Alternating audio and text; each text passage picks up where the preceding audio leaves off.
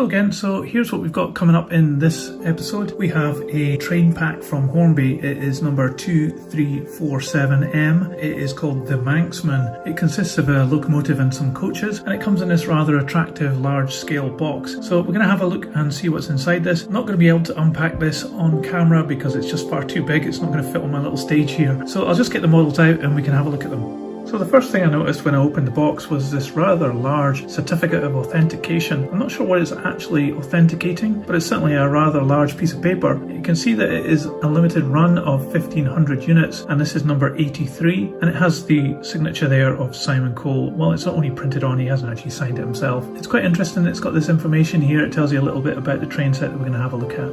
And it also came with this instruction booklet. So up here it has the number of the set, and it also has 2105. So I'm actually thinking this was produced in 2005. It's one that's been made in China anyway. It's not a UK made model. So inside it's got some information about how to maintain this model and also similar models. I'm guessing this has got the Ringfield motor probably in the tender by the looks of these diagrams here. However, it could be generic because here we have some information about if you have an electric locomotive, which we definitely don't have in the pack. So we've got everything out now, and this set also came with the standard Hornby fireman and driver along with these vacuum pipes which you can attach to the locomotive. So this is fairly standard on Hornby items. Straight away it has an air of real class to this set.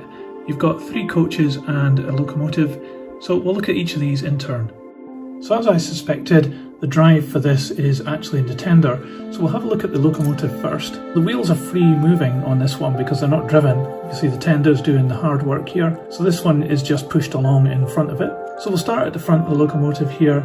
This little truck has a rather big coupling added onto it. You can't seem to be able to get that off, which is a shame because it really spoils the front of the locomotive. There's an awful lot of movement on this truck.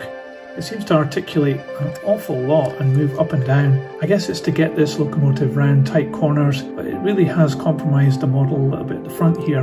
It has this warning flash here for the overhead electrics, and this wind deflector here is very nicely moulded, and it's got some rivet detail on it as well. You can see that there's a red line that runs all the way along the length of the locomotive, and that's painted on very well. And it also has these ridges going around the boiler, which has also been picked out in red and also been painted extremely well as well. There's a metal handrail running the length of the boiler here, and it's held on with these little plastic brackets, and the metal runs through these. That's a really nice touch. You can see that the funnel is nicely moulded, and it has this extra piece moulded at the front. That's a really nice attention to detail that Hornby have done there. And you can see down inside the locomotive quite easily, so it's looking quite good so far. At the front it's got some really good detail on the smoke box door. Really nice numbering here and a shed plate printed on. There is a little tab here which I think is because of the chassis being held to the body. That's probably a little lug from the chassis, so that isn't prototypical. It's maybe a compromise they've had to make for this model. The buffer beam has been painted red, and it does have a little bit of red missing on this part here. I don't think this has been used before. I don't think it was damaged in the packaging, so that might just be a little error in the painting there.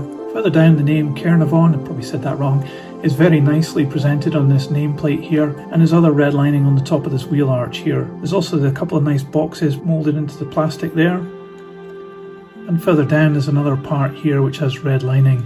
So it's really looking very high quality. You can see an extra part that's been added in here as well. And finally, as we get close to the cab, you can see another flash for the electric warnings, and you can see a wealth of rivet detail here moulded in, as well as this transfer with the lining on the side of the cab, and that's been applied very nicely even over top of these rivets. The number is very clear there, 45515, and it even has this number here which I think is a shed code. So there are metal railings at the side of the cab here, and they've been just fitted into these little slots, which is really neatly done. Glazing is very clear, but it's not flush fit, but it's almost. You can see it's got a handrail here moulded into the plastic as well, which has been picked out in black. Inside this locomotive there's not that much detail on the back of the boiler. It's just been moulded into the plastic, and there's another hole there which I think is probably to hold the chassis in again. So it's a bit of a disappointment that hasn't been picked out in any colours or any additional parts been added there. But the moulding is very nicely done. You can also see that the windows have not much in the way of intrusion into the cab as well. Even the windows at the front are very nicely glazed and almost flush fit. We've got these extra pieces added in here for the whistles, wealth of rivet detail on the top of the cab, and you can see that the ribs go across the boiler all the way along the length of the boiler there. But you can see that there is this mark going along the top here. I think that might be actually a moulding mark, which does spoil it a little bit. And looking underneath, there's not a huge amount of detail here, but you do get the brake blocks in line with the wheels, which is very nice. And the valve gear looks really impressive. It's this dulled silver colour, almost gunmetal, and that's really quite nice. Older models used to be just bright chrome silver, which was very unrealistic. This is much more realistic and it moves very smoothly. You can see the action there.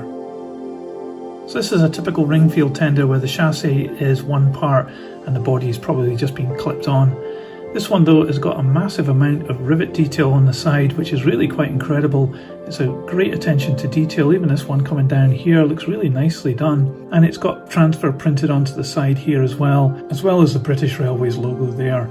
And they've been applied really nicely too. There's a handrail here which has been an additional part that's been added on and painted in black.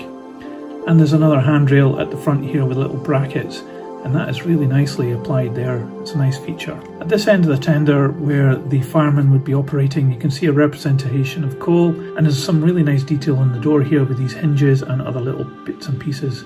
Up top there's this nice little railing around the coal and a representation of the coal inside this tender. As usual, this moulding isn't particularly good. It's not too bad, I've seen worse. And as usual, it's full to the brim as well. All our model steam trains seem to be well stocked with coal. At the back of the tender you have the filler for the water and some other details on the top here.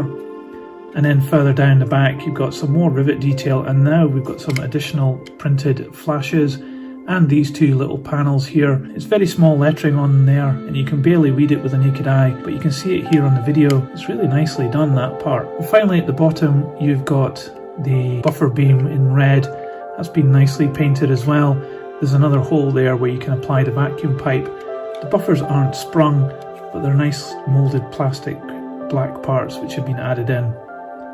Again, you've got this massive big Hornby coupling. This one looks as though it might be a little bit bent, but I don't think it is. You can remove it here with this screw and add something different if you want. You can maybe swap it for an M pocket if you need to. Underneath you can see where the drive comes through to these two outer wheels. The middle ones as usual just revolve freely, but they do have the same wheel set, so it has the gear on it, but don't be fooled, that isn't driven. But these outer ones do, and you can see that there's traction tyres on the outside. So pickup from this side must come from the steam locomotive, whereas pickup comes through these wheels here on the tender. And if you compare this to ones which were made in the UK not that long before this one was, you can really see that this is a step up in detail. And in the pack we also have this headboard which you can apply to the front of the locomotive. It's never been taken out the packaging, and you can see this warning that it needs to be fitted using blue tack of all things. There you go, there's a nice headboard for the front of this locomotive as well. So this first coach I've picked up is half baggage, half compartment. And one thing you'll notice straight away is this nice maroon colour with this really impressive stripe that's going down the length of the coach with two little yellow lines and one black line in between. I think that's actually a transfer, but even though it's very nicely applied, it's also got a similar one at the top here all the way along the length of the coach, only broken in the middle here where it says the Manxman. This is in a glossy colour compared to the matte of the rest of the coach. I think it's meant to be like that, meant to be a name board or something. It's probably like that in real life. I don't think they would have made that glossy by accident, and you can really see the lettering there. It's very clearly written, the Manxman. Other than that, we've got some printing here of some numbers, as well as the word guard, and down here on the chassis, emergency lighting point, which is quite nice. And it's also got this logo here for British Railways, and finally the number of the carriage here, number M34662. You can also see that there's some details of a handrail here with a handle, and they're picked out in silver. That's really nicely done, and the glazing is very clear and flush fit as well. That's really quite neat. You can see this one obviously is white because it's a toilet, and further up at this end where the baggage compartment is, you can see that it has this representation of railings as well. You can also see these handles have been picked out in silver, and there's some really nice detail of the brackets of these doors here. It's very convincing that these would be opening and closing, but they aren't actually in the model. Further down, these bogies are really nice. There's a lot of deep relief in the moulding, and they're complemented with these wheels which are very free running and have got the 3 holes in them. There's a little bit of play on these bogies. I guess that's to keep it on the track as it's going around corners, and there's quite a lot of play in it. And you can see it's got this massive big Hornby coupling and it's moulded into the bogie, so you can't replace those without a lot of work. At this end of the coach there's quite a lot of detail on the pipe works and steps, and this C1 printed here. You can see up here there's a little tab. I think that's probably holding the roof on, so that's a compromise to the model that they've had to have in there. But it's not really that noticeable, and especially if you're looking from above, which you probably will be on most model railway layouts. Up on the roof it's a grey plastic moulding, and it has the air vents really nicely moulded into it, as well as these 2 extra little air intakes. And down this end you've got some representation of guttering around the doors. Underneath it's fairly standard fare. We've got the representation of boxes moulded here, but you can see that it's only moulded on one side and it's open on the inside, so if you're looking from this side of the coach you could see that it was a bit of a compromise there, but it's not that noticeable when it's running along, and certainly from above you wouldn't notice these things. So there's a good level of detail underneath these coaches. Inside there's a nice representation of seating compartments here, moulded in brown, and round the other side it has the corridor between the compartments, and very prototypically this white bar which would represent a railing on the inside of the windows. So it's really nice that they've added that in as well. There's even representation of interior here in the baggage compartment area. So this is a very impressive model, really nice coach. Let's have a look at one of the other ones.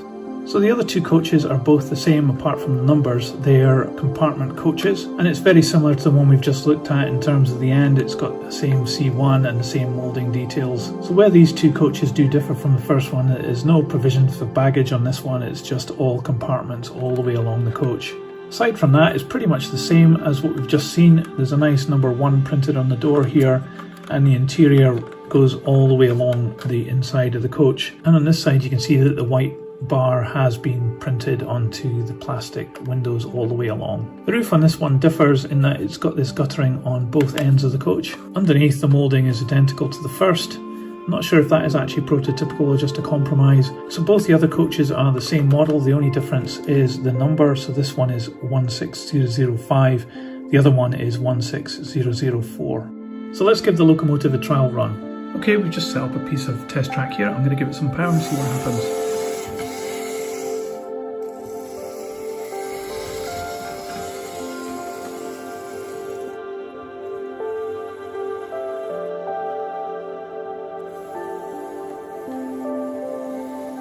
So it does stutter a little bit here and there, and it needs a little bit of a push. I actually think this model hasn't been run in before, so even though I bought this second hand, I think I might actually be the first one to run this locomotive. So I think it probably needs a bit of a run in, and then it should work fine.